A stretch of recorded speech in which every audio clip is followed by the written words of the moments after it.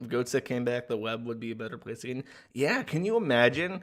Can you imagine what would happen if shock sites were still a thing and you were and you sent like a social justice warrior, like two girls, one cup for the first time?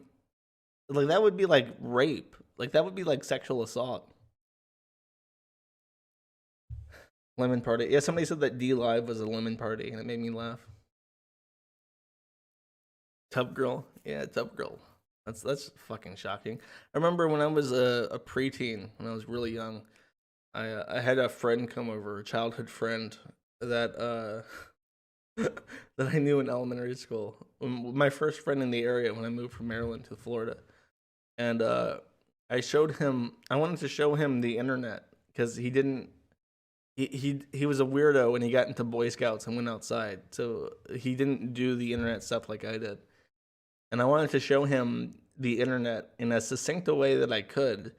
So I showed him shitting dick nipples. I didn't want to show him gore, so I went to something kind of safe. And he was I think he was traumatized by shitting dick nipples. I think that broke his brain, and we didn't speak very much after that. And then many years later, I I found him again. And he added me. He was a grocery checkout person in the city, and my grandma met him. She got her groceries taken care of by him, and he's like, "Oh, you're Josh's grandma. Can you get him to talk to me because we haven't talked in a while?" And she was like, "Oh, sure, sure." And we hooked up on Steam, and he's like, "Oh, so what have you been up to?" This was this was like 2 years ago, and I don't lie to people. I don't lie to people, and I was like, I I have started a hate site, and I've had.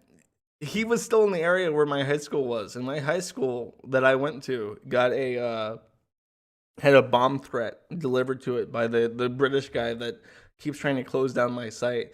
And I'm like, oh, all these people hate me now, and they sent bomb threats to the school.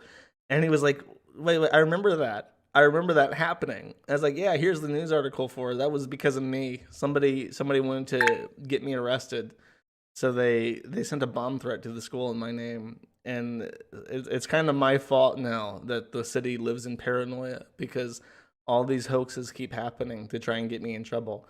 And he didn't.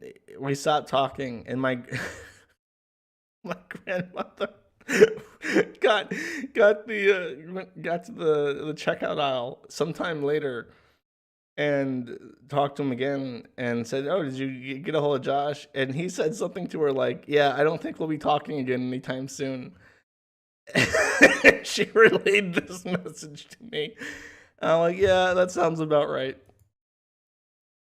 Life's a bitch, and then you die. It keeps getting worse."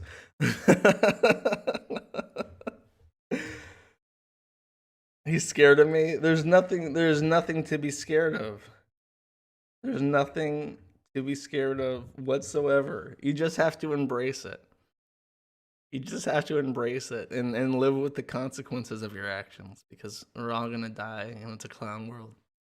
Yeah, if only you knew how bad things really were.